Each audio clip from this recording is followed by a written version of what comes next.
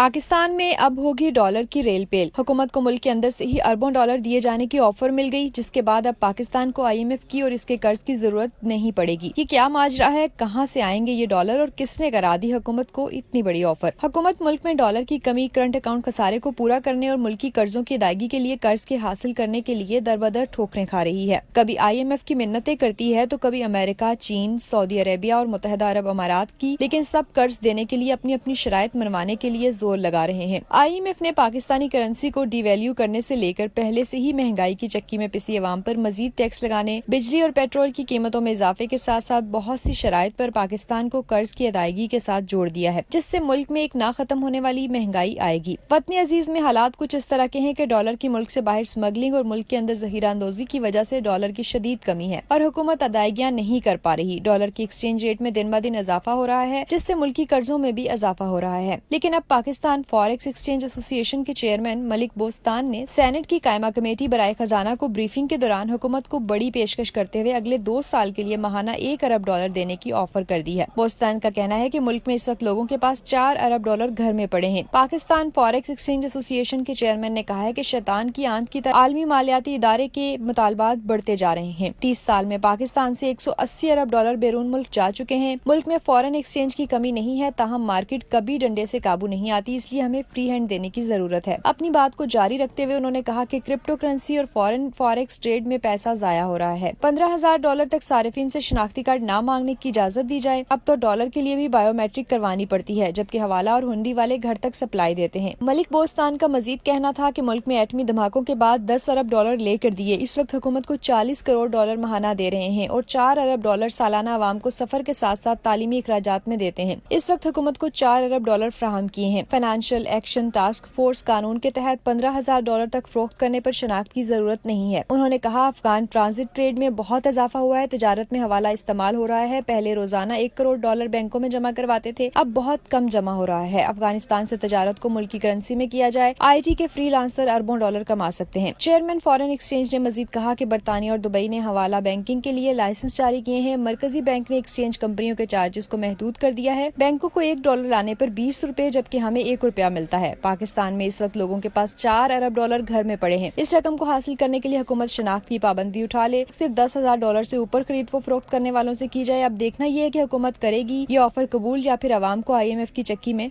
पीसेगी।